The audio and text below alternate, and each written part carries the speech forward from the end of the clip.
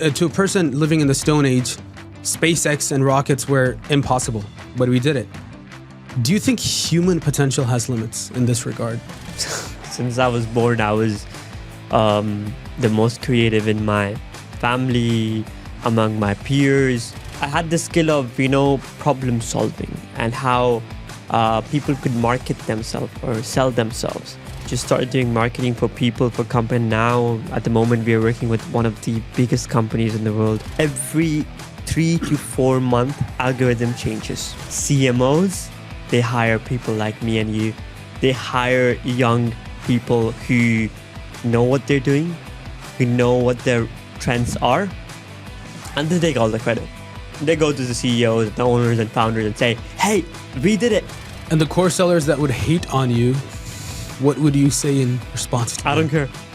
Hate on me for what? I help people make their courses the right way. The Infinite Perspective Podcast. Ladies and gentlemen, welcome back to another episode of the Infinite Perspective Podcast. I'm your host, Ahmad Mustafa.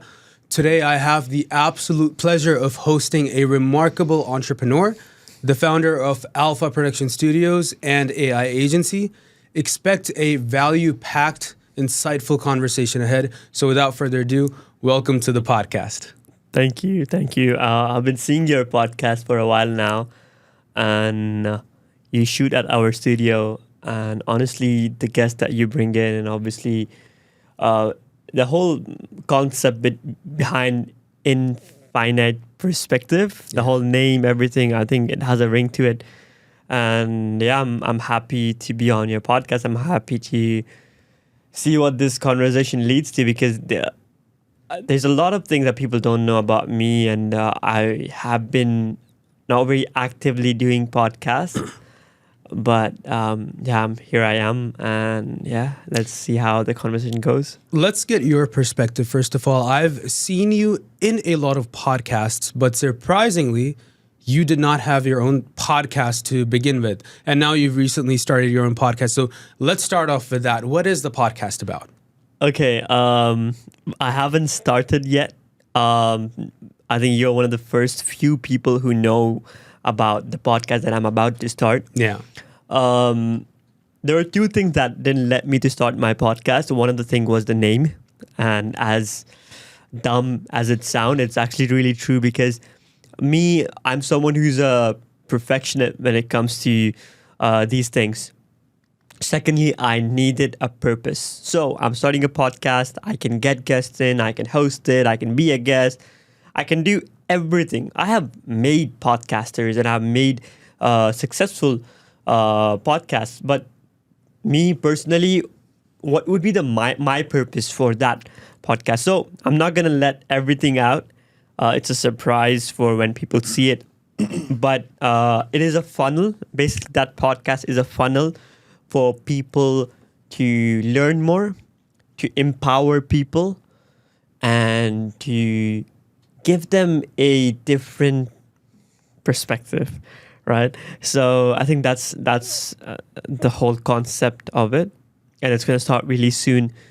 And hopefully, your viewers and my viewers really will be able to see looking it. forward to it. Sounds super interesting, and I'm sure whatever you're going to put your hand to is going to be of the utmost highest quality for sure. Yeah. So really looking forward to it. Let's go back a little bit. Let's look at why specifically media. You have a podcast studio, AI Agency, and we're going to talk about why it's AI Agency as well. But specifically, what prompted you to have media as a passion? I've always been a creative person. Like since I was born, I was the most creative in my family, among my peers. I was always creative. And I think I got to know this in the last 5 years, where creative in the sense of I had the skill of, problem solving and how people could market themselves or sell themselves. And I realized video content is one of the most essential things to promote yourself. So I think that's where it began, and just started doing marketing for people, for company. Now, at the moment, we are working with one of the biggest companies in the world, not only here in UAE but in the UK, in US. So, yeah, I think that's why I went for media and marketing, and yeah, that's it. Real estate is a very, very saturated market in Dubai specifically. Yeah, there true. are thousands upon thousands of companies and even more in agents. It's absolutely massive. And in this day and age where media is the prime medium as a means of transfer for information, everyone has to essentially utilize this. If you don't have, let's say, friends, if you're not friends with celebrities, or if you don't have probably the best public speaking skill, etc., you need to use media. It's absolutely essential. But at the same time, real estate content is also oversaturated. We see almost every other agent doing it. And not everyone does it right. So at your agency, what is it that you specifically, as someone who's a creative person and as someone who has an agency, do that is different for specifically, let's say, real estate content? Right. So this is the part where this video has the potential to go viral for what I'm about to say. So, ladies and gentlemen, let me give you one of the biggest secrets about real estate content and content for marketing if you're selling anything in general. Every 3 to 4 month algorithm changes. Specifically, mainly on Instagram, right? TikTok has a bit of different trend. Sometimes the trend goes in and comes out really fast. Sometimes it stays for like 3 to 6 months. But usually what I've seen is it is from 3 to 4 months. So whatever you have been doing for 3 to 4 months, change it. You have been doing a certain amount of videos which have been trending 3 to 4 months, then change it. And that's how you stay on top. Well, and people would argue there are some trends that people have still been doing it and they're getting views, but you're not growing as fast as you, because there's nothing new. There's a certain period of time where you can say how much you pay for it and how much, and then you stop. Right? People know, okay, how much do you pay for it? And they're going to show a fancy house, this and that. But change it. After 3 to 4 months, if you want to stay on top, you want to stay consistently on top, change it. This is one thing. Another thing is when a client comes to me and says, hey, and we usually work with companies. So, hey, we have like 10, 15 agents in our company. I want you to create content for all of them. How do you do it? How will you do it? We want different content for everyone, and you're obviously creating content for other companies and other brokers. So how is our content going to be unique? And I give them one single answer. I make them sit down and tell them, look, are you different from that person and that person and that broker? They say yes.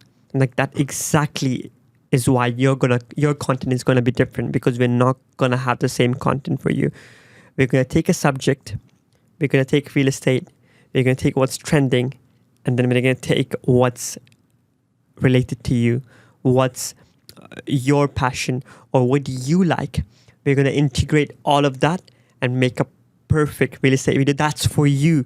Because the reality is, if you try to do something which you're not, for example, if you do a funny type of a video, but you know you're not that guy, you're just copying someone. Yeah, absolutely. It just shows on the camera. It shows that, you're not that. And for example, if you are more of a person who gives more of information and has more insight, and you give that, then people will realize, oh, okay, he's true to himself. So what I would say is, if this is how our team does it. Our script writers are one of the best in the industry. I would say it again, our script writers are one of the best in the real estate industry here in Dubai. We sit down with people, we talk to them, we get to know them, and we tell them, look, this is how it, and I'm telling this secret for free, no courses, no nothing, right? This is how it's going to go. You have a problem for your viewers, for your audience, right? For example, if you're British, so what are the problems that UK people are facing or British people are facing? You take that problem, get a solution to it, relate it to real estate, put that in a video, have your mix to it.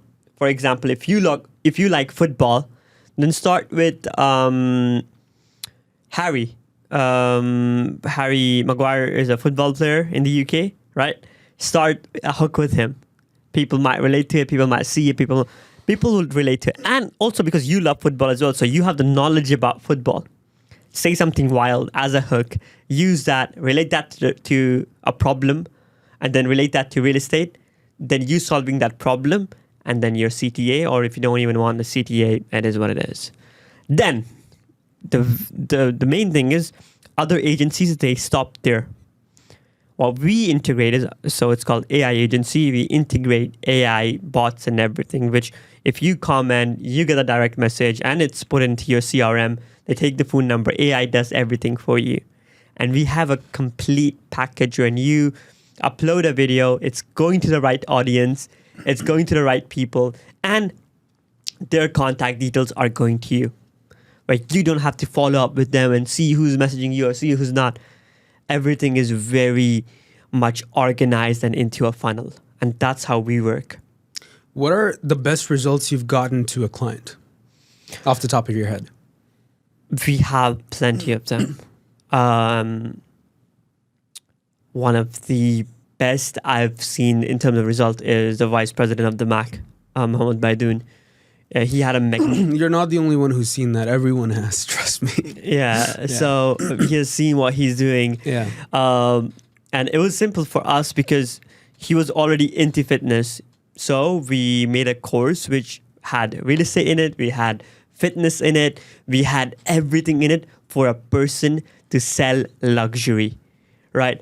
Once we made that course, then we just made videos here and there which related to that, which we use as a triggering point for people to understand or realize, hey, they need that course, because they do.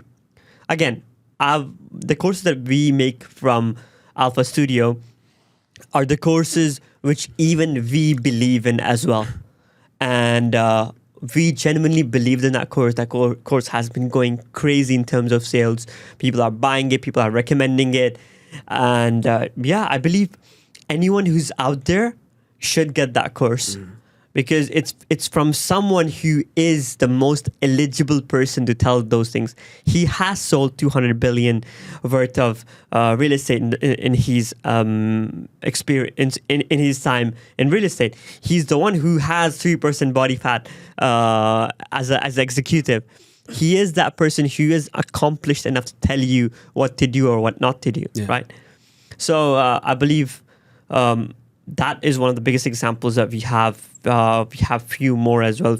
There's a client of us who does meta ads, Fabian. He's a German guy. And the content that we have been creating for him is phenomenal. He has been getting leads from his content, and it's very targeted, right? It's going to the right audience. And he's selling a service base as well.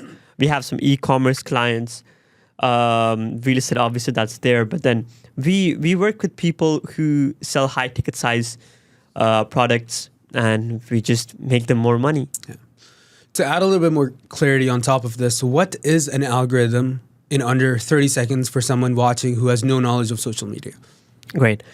When you post a video, algorithm pushes that content to 10 to 20% of your following. Now, in some cases, if you have bots, then those followers are inactive and they don't engage with your post or reel or video. Instagram thinks or assumes that this post is not good enough, so it does not give it to other people. And that's why you see 100,000, 200,000 followers, but they have like 200, 300 views. And then there are people who have 50 followers or 100 followers, but they have videos who have thousands of views. Because those 50, 100, 200 followers are genuine and they engage, right? So algorithm is basically the more you engage. I think I'm going more than 30 seconds. It's all right. We can go beyond that if people want to understand. If if your content is engaging for people, people want to comment, good or bad, people want to comment, people want to like, people want to share, that post is a viral post. And that's how algorithm works. Because any platform it will always boost or promote the post which brings more eyeballs to their platform, thus making you stay on that platform as much as possible. And then that's a benefit. Would for you them. say would you say it's accurate to call the algorithm a form of mass psychology?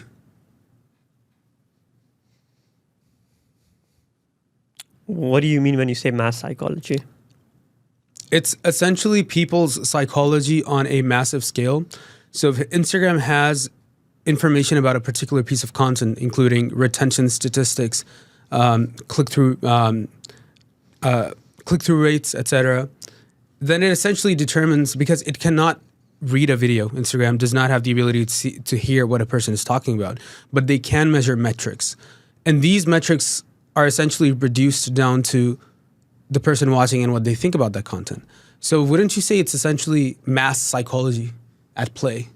Of course. I heard this thing from a person who works in Instagram, and he told me there are psychologists hired. There are people hired in these social media platforms who are assigned to capture people's attention. Attention is a currency. Exactly. And they are paid to get as much as possible, inhumanly possible, to get their eyeballs on the platform, which is fascinating, but also very, very scary, because they're paid to just make you use social media as much as possible, even if it's unhealthy. And at that department probably doesn't really even think about it. And I'm not saying they don't have other departments. They might also have a department where they will be, taking care of these things, because obviously they need to find legal matters and things as well. Obviously they have kids on platform, they have other people on platform, but I mean, they have these things as well. And again, it's a business at the end of the day, Attention is a currency. That's how these companies make money, is by advertising, and you can't have advertising if you don't have attention on your platform. There was a TikTok. The reason why short form content is so successful, there was a TikTok before TikTok. And it might surprise you, but yes, but even before that, there was another form of short form dopamine releasing content that people used to consume, and that was Twitter. The reason why it was so successful was because it delivered you novelty in very, very short chunks that you can very rapidly consume over a short period of time. Tweets, they used to have a character limit. TikTok and then later Instagram Reels utilized the same tactic in delivering dopamine in a very short period of time, very rapidly, because you see a video, it's optimized to be as short as possible, but deliver the most amount of dopamine or interest, which makes it extremely effective again for monetization as well, because of the impact it has on your psychology. Yeah, true, very true. Particularly in the creative field, when pertaining to social media, there are a lot of young people in this field, specifically in the scope of marketing, dealing with companies. And certain people have mixed reviews about it. There are very senior people who have marketing degrees, but they still do not understand how TikTok works or how Instagram works, which is essential in this day and age because it's, again, the prime medium for transfer of information. What's your opinion about this? My opinion is, my opinion is a bit controversial, because it's a secret that a lot of big companies have been gatekeeping, or a lot of people don't know about this, but a lot of big companies, those CMOs, they hire people like me and you. They hire young people who know what they're doing, who know what their trends are, and they take all the credit. They go to the CEOs, the owners and founders and say, hey, we did it. We have the Harvard marketing degree. We did this. But I have not seen one big company not hire like either a whole group of young people in-house, or what they do is they hire these third-party agencies. Any company you tell me. Obviously, I cannot name them out, but they hire us. We sign an NDA where we can't talk about them, but they hire us. They ask us for everything. They ask us to make marketing strategies, which we do brilliantly, we're okay with it, because at the end of the day, we need business. They need, their things done. The only issue with here is those CEOs and founders don't really know that. They think, oh, this guy, the hired guy, CMO guy, is the one who did it. Now, the change that I want to see in the next few years is I want a CMO who is young, 23, 24, in his 20s, and gets hired in a big company to make these big executive decisions. Because we can. We can, because we have already been running companies, but they are not ready to accept this fact yet, because they don't have experience. Oh, they don't have the experience? We have been using this content space when we were 15, right? We already have more experience than you ever will. You were reading newspapers at that time and doing this or that. I genuinely believe those big companies should hire a CMO who's young, who understands TikTok, Instagram, algorithms. I think that's the change that I want to see. And I mean, we're getting paid. I don't have an issue with it. But sooner down the line, I would love to see a CMO who's young, who knows what he's doing, and he's doing it himself and not hiring a third-party agency, I guess. That's the only thing. That's my take from it. Yeah, no, absolutely. I mean, social media is such an effective medium for advertising and marketing in itself. And everyone knows this. Every big company, they are going to use this. They are going to utilize this. If they don't, then they're going to get left behind. But for some reason, it still feels like some people don't respect it fully, in the sense that they don't respect its potential, even though they are fully harnessing it. So they're losing. I mean, anyone right now who is selling a product and is not on TikTok and is not on Instagram, you are invisible. You are literally invisible right now in the eyes of social media, and you're losing out on money. Anyone who says, oh, I have clients, I don't need marketing, you're lying to yourself. Because if you are doing this without social media marketing, you can do this. And one more thing, which is very underrated, is podcasting. Any company, any brand, no matter what you're selling, you should have a podcast. Because podcast is raw, is relatable, and that's exactly what you need for your brand. Yeah. That's exactly what you need, so people could relate to it. There are 100 other brands in your competition. How do you stand out? When people relate to you. When people have a podcast where they can talk about it. And obviously there are companies who are looking into it. So there are podcasts for even hospitals. A few of them I've seen. There are podcasts for like bank companies, which is amazing. They understood. But there are so many people, so many other companies who have not understood that fact yet. And they will realize it, but it would be too late for them. Okay. There are a lot of people who are creating good content, who are doing their research due diligence, who think they're following the algorithm. What would you say to those people who are creating good content but are still lagging in terms of results on social media, TikTok, Instagram? That's the thing. People don't understand that once you create content, whether it's for you or whether it's for business, it should be true to yourself. As much as you think about numbers and if it's good or not, or if it's getting those views or not, you're failing. You have already failed. The whole concept of content is it should be true to yourself. It should be true to the product or the business. And it should be as natural as possible. There are some circumstances where you play a character and that's a different ball game, but in general scenario, which is true to the brand. Now, as long as it's true to the brand, it attracts those people only. So whether it's a small number of people or niche, good.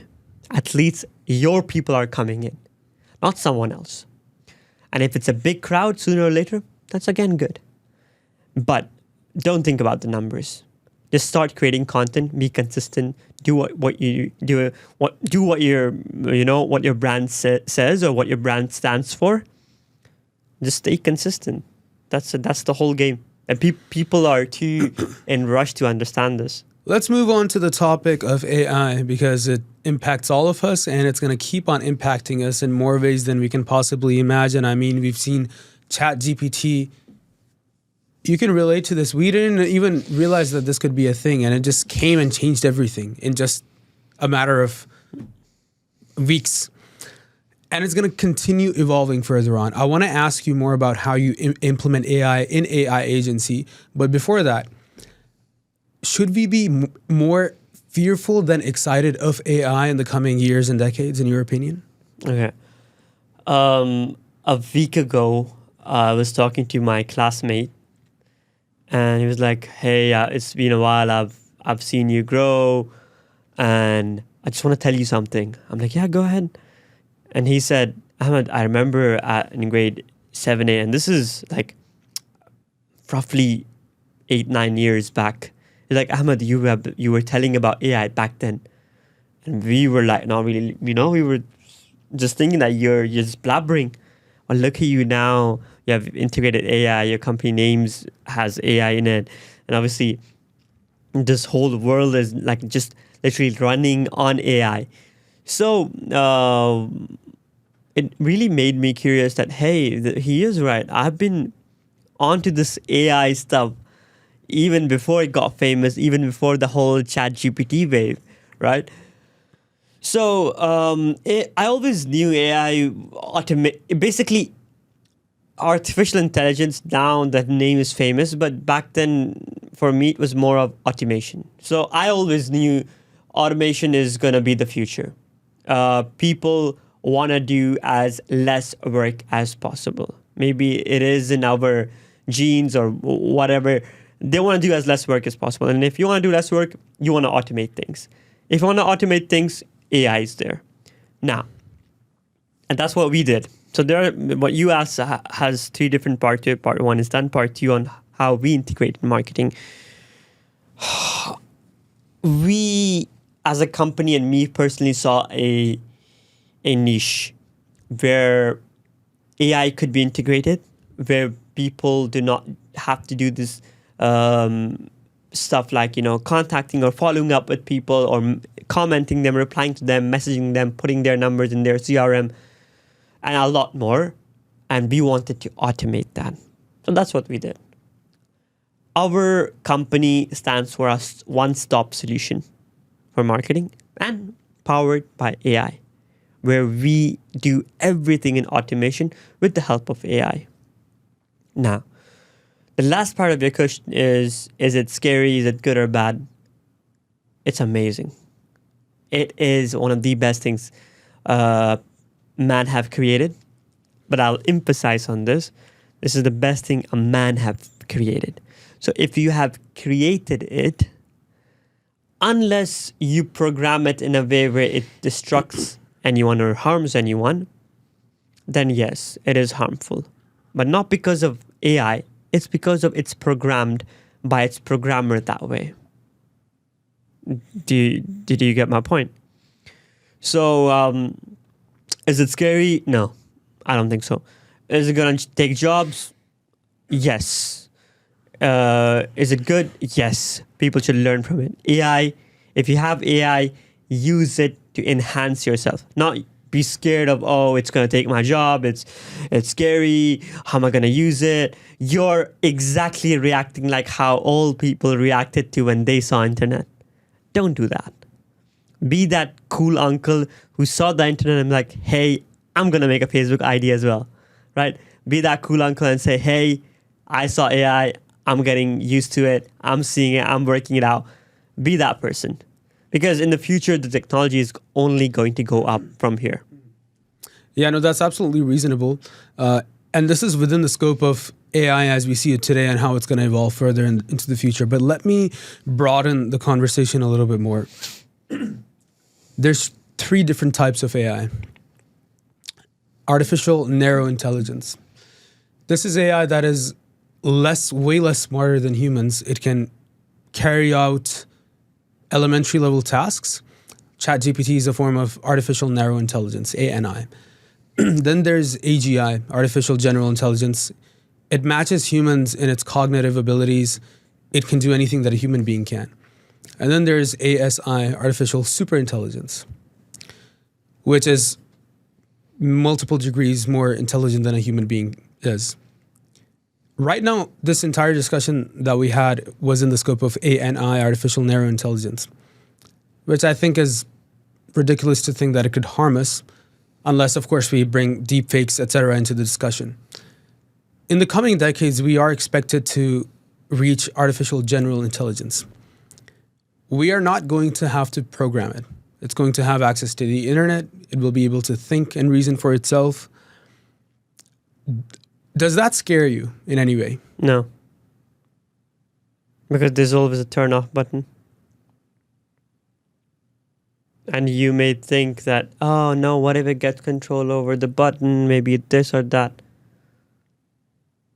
I don't see it. I don't see it in the next 100, 200 years. It's going to be fascinating. It's going to act like a human being. Would it harm us and affect us and start doing crimes? Not until it's programmed to do so. There's a possibility that evil people would do it. But again, as the problems increases, the solutions increase as well. People who see one side of the story stay there. The people who see other perspectives as well, and that's how the show is, in infinite perspectives. So we can come up with infinite scenarios and perspectives.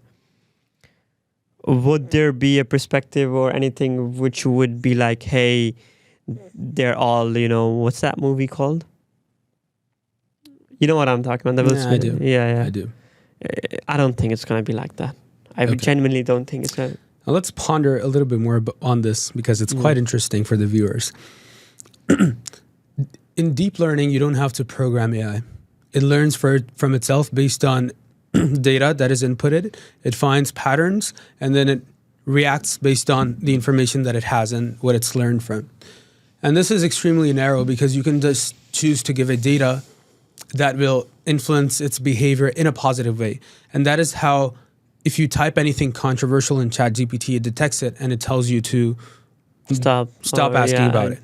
Change the topic. Because it is specifically told that this is bad, this is good.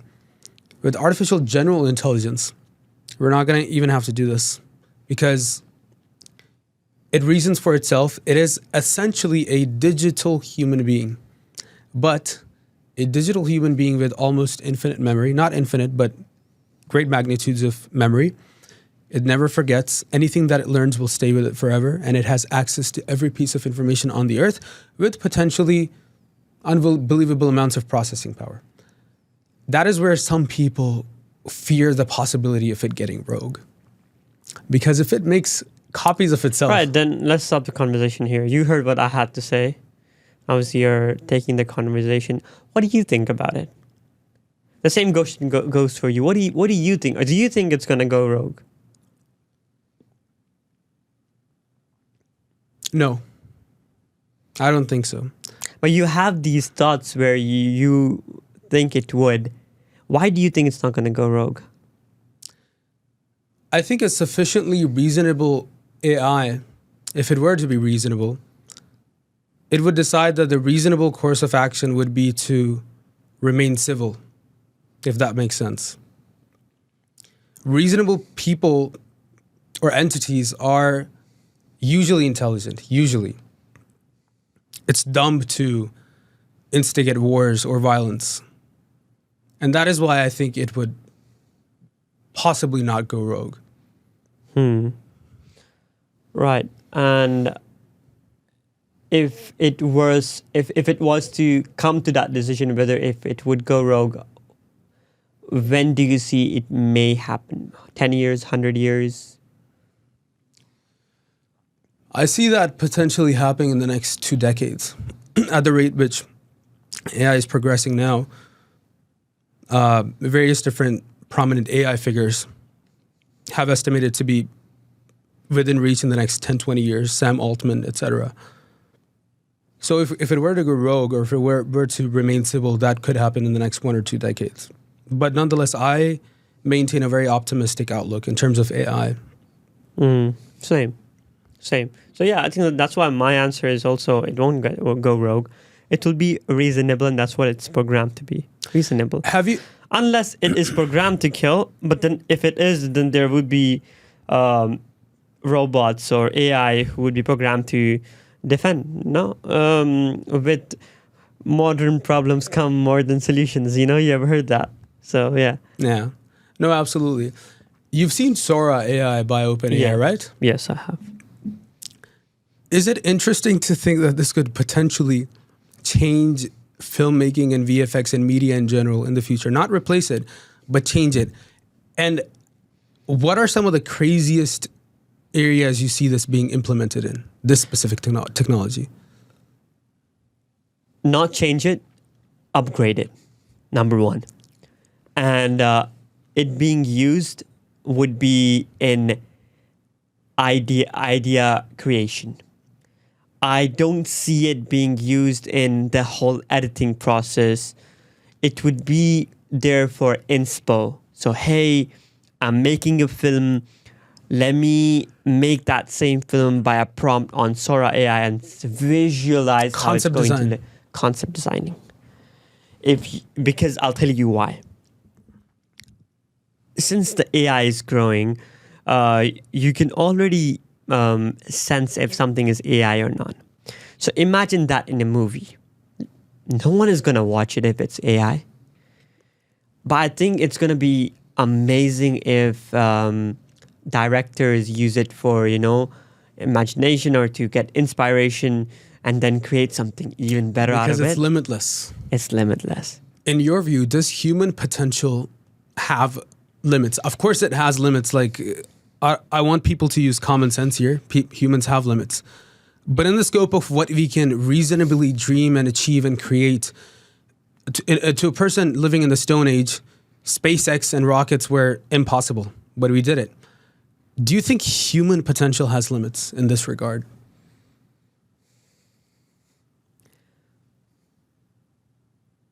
It does, but we don't know it. It does, but we don't know it. And this is how I'm going to answer it. A person thinks that his potential is this, but it's actually this. And the reason is because their mind is not fully tapped in, right? And I've told this story to a lot of my colleagues, and where I went into a really, really cold lake. And since we were all boys, the adrenaline was there. We were all hyped up. We went in the lake. We swam in the lake. When we came outside, there were people yelling and saying, hey, that water is cold. It's freezing cold. You're going to get sick. There are people who died because out of the cold water. At that time, we didn't realize because we were just boys chilling and we had that adrenaline rush. So what that says is your mind can make you do things more than your potential. And it can cross limits which you don't even know. So the right answer to this is, yes, there are limits, but you don't know it. And if you're crazy enough to go out and find out how much that limit is, go ahead. But you will be very, very, very close to death. Aside from the ice swimming incident, is there any point in your life, whether it be career or personal life, etc., where something happened that made you realize that your limit is way beyond what you realize? This is very personal, but I was very close to my grandmother. She is the one of the most sweetest and kind human beings that I've encountered. Bro, I could never imagine losing her.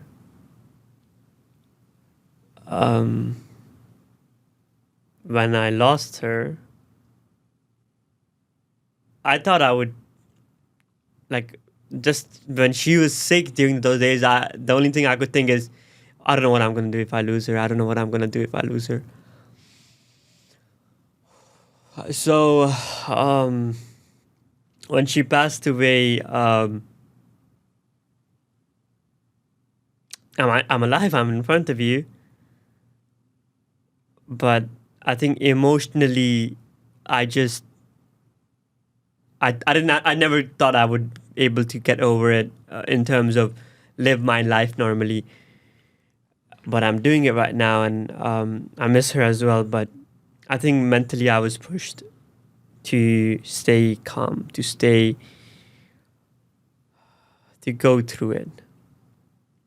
So that was one incident that made me realize that you are one cold-hearted son of a bitch. I could believe that line, but you're one person who can. I wouldn't say cold-hearted, but you're one person who could take things uh, in a very good way. You're mentally very strong. I think, yeah, that's the point where it actually pushed me mentally to a whole different level. Because someone who you cannot lose, who just passed away in front of you. Yeah, I guess that's the point. I think no matter how strong someone is, losing family is one thing that haunts, I think, pretty much everyone. No matter how strong you are, you could be war hardened, having engaged in battle, but that's just something that is just completely different. It stays with you. And overcoming that is something that further hardens you, I think. Yeah. I think the experiences of losing someone you loved in life really pushes you and your limits mentally to a whole different level. And I think, I don't know how I'm going to sound when I say this, but for your betterment, for you to be a stronger person, I really wish you go through something like this at least once in your life. So you're strong enough to heal other people, to understand other people's problem, to be more empathetic, to understand different. Because if I would have never imagined death of someone who I loved, I might have never understood if someone else was going through that same thing. I would have never felt it. I would have never been empathetic for them, or maybe I would have never just understood loss like that. It's something which is hard, and everyone has to die one day. But I hope you face this when you're at your peak time. I hope you face it, but I hope that you face it when it's your peak, not because when you're at that age where you can't, or maybe you're at that age where you're very young. But I would say that no matter how I sound, I would say it would make you a stronger person. And that person who you lost, I would be very proud of you. Right. What specifically motivates you in life? If you were to, there's a lot of things, but one thing, if you were to mention it, that motivates you the most to keep on going.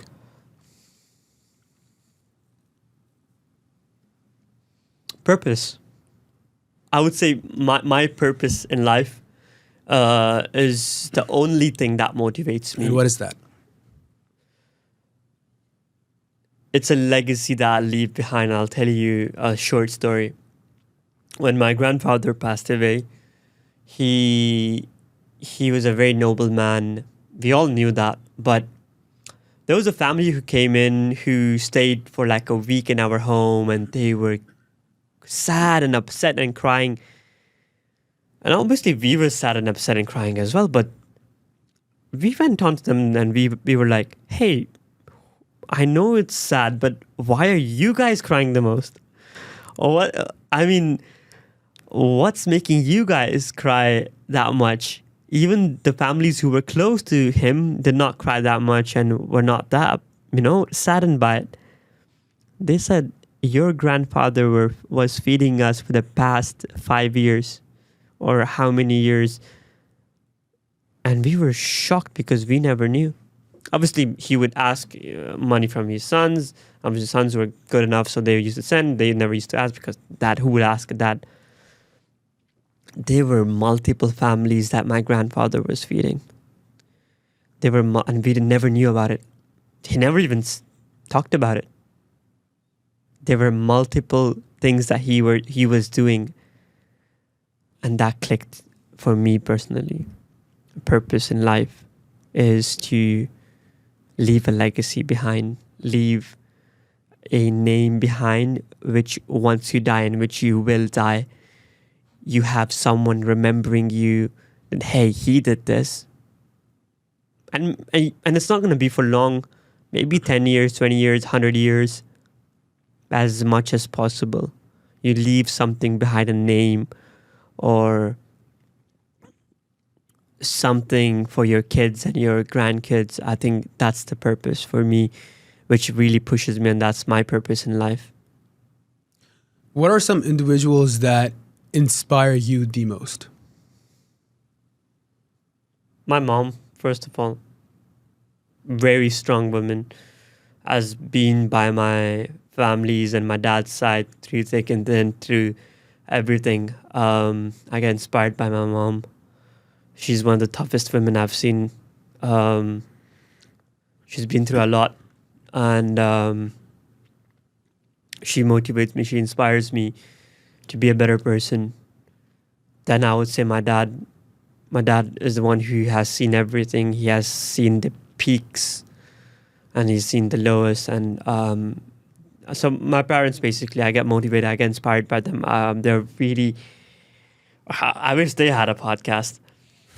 But I do have mentors in my life. Obviously, I would mention Farhan. He is a mentor. There are a few more as well, but mainly them who motivates me, and obviously Prophet Muhammad as well. His life and his stories and what he has been through is, no one can go through that. He was a prophet. If he wanted to, he could have, vanished the people who did him wrong. He didn't. He had a message to give, and that's very, very, very strong. The message was of peace. The message was for a lot of things. Mainly what Islam is a religion of peace and love, and I think that's what he gave in his whole lifetime. And how much of a role do you think faith has played in your life, whether it be career or, again, personal life?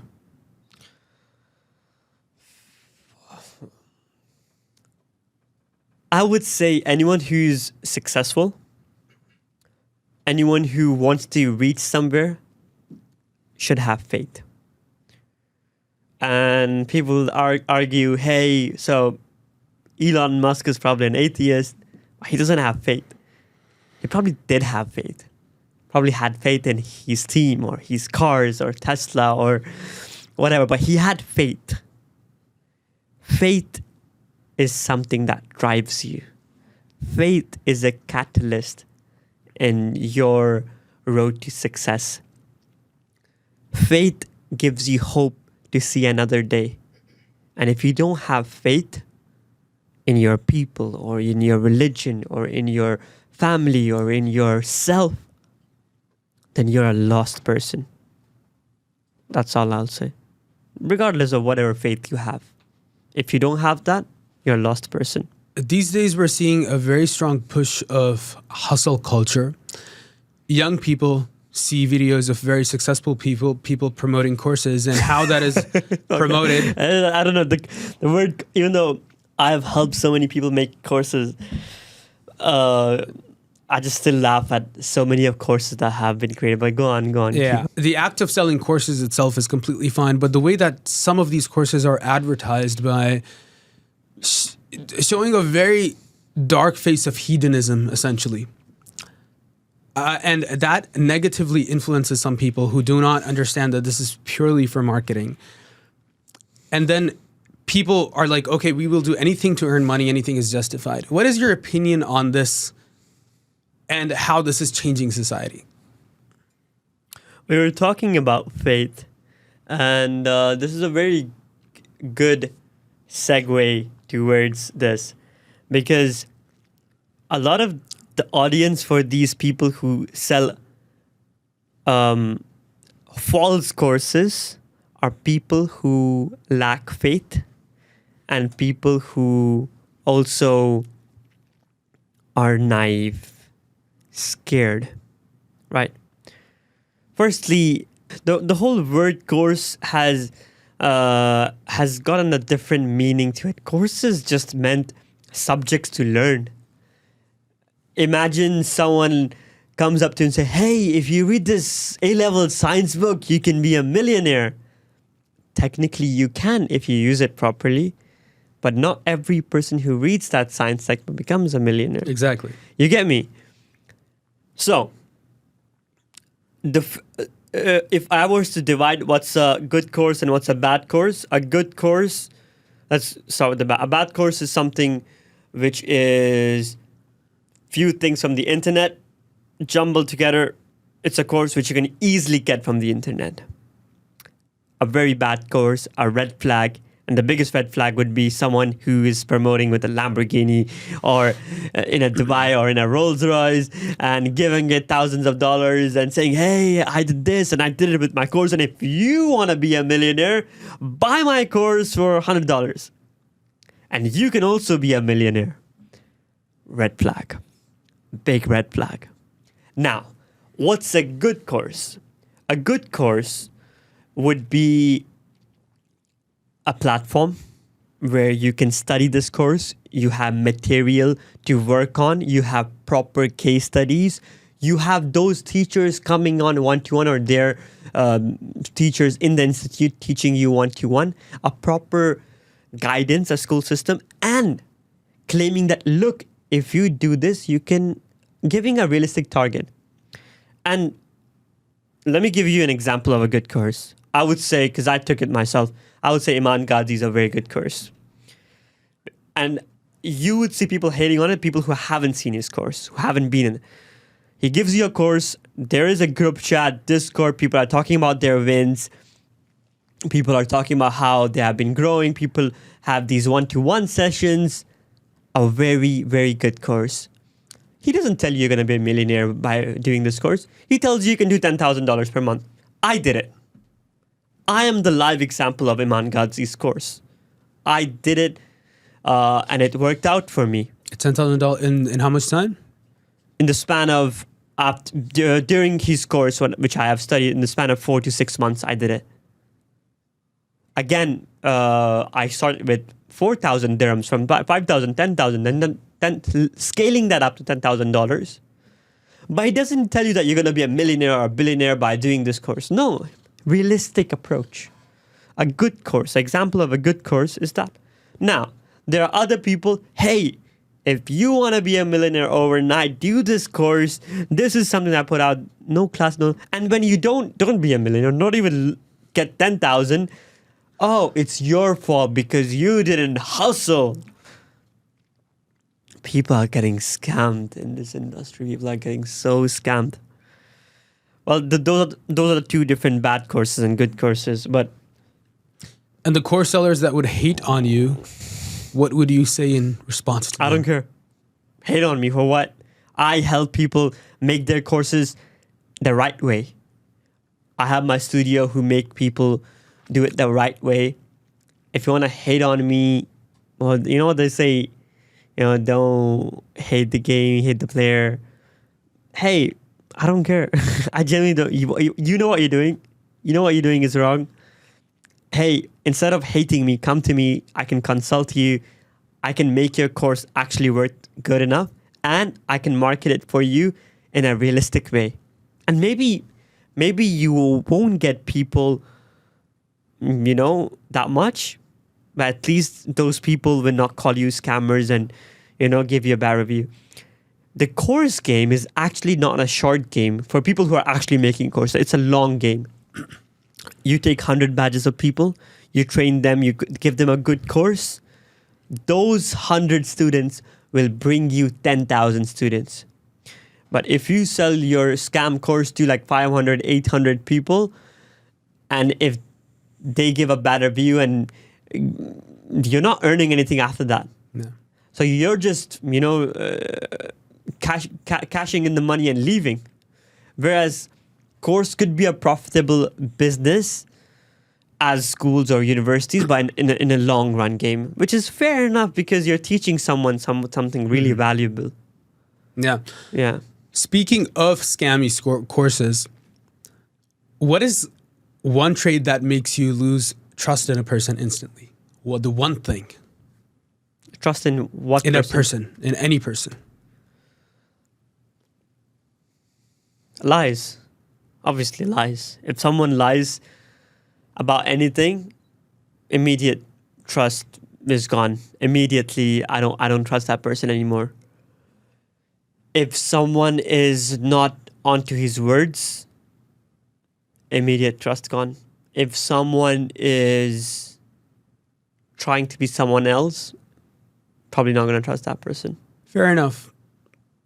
Because we specifically see this sometimes within the scope of social media these days, a lot, where people try to be people that they're actually not. It is an attention game, and some people might argue that it's fair, but it's fair to a certain degree where your actions are not malicious to other people or misleading. If they're not, then it's probably fair because it's something harmless if you're playing a character, like you said. But straight up lies, coming back to the previous conversation. No, look, if you're playing a character and the people know you're playing a character, then that's not a lie, that's a stage show, right? Exactly. But if you're lying to people and you're in your head, oh, I'm just playing a character. No, you're not. It's like saying if a robber robs a house and then when the police catches him and he's like, oh, I was just trying to act like a robber. That's not how it works. That's not how it works. That is how a lot of famous influencers these days play. They're like, oh, okay, so that thing that I said that was inflammatory. That's just me playing a character and you guys are falling for it. But then you're like, but you said that you meant it and you were actually being serious. Oh no, I was just playing a character. That's lies. That's not playing a character. That's the definition of lying, and you're probably a criminal. Most likely. Should be behind bars by now. Moving on to our closing question, and perhaps one of the most important. Where do you see Ahmed in the next 10 years? And you're going to look at this in the next 10 years and inshallah in a very, very much more successful position. I say billions more to come. I don't say millions more to come, inshallah. One, where do you see Ahmed in the next 10 years? And two, look at yourself in this camera, the future you in 10 years, and give yourself a message. Oh, cool. In the next 10 years, probably married with kids, because eventually that's the goal, to have a family. I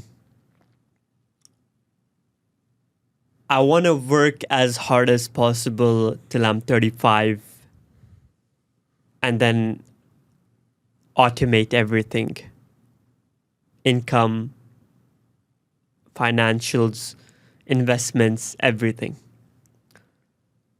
And if I achieve that in the next 10 years, then I'm a very, very successful person. The message that I want to give to myself would be, I hope you achieve those things that you're thinking right now. And I hope everyone around you is happy and successful. And God forbid, even if they're not, I hope you're happy. Because you matter the most. This is what I would say to myself. But I don't care if you're rich, by the way. I really don't care. But I genuinely care if the wife you have and the kids you have are living a good life, and your family, mom and dad, are living a good life. Your siblings are living a good life. You're the richest man then. It doesn't matter if you have, a lot of money, but if you have done all of that, then good job. You worked hard. I'm going to say... Take a rest. Take a day off today. I would say that, because I probably wouldn't be taking a day off if I'm seeing this. In the future, you better listen to your current advice. But to all of that, there's one thing I will say, and that is inshallah. Yeah. Amazing conversation. Thank you so much for being on the podcast. It was truly a pleasure. Thank you. And we will end on that note. See you guys. Peace. Thank you so much. Awesome.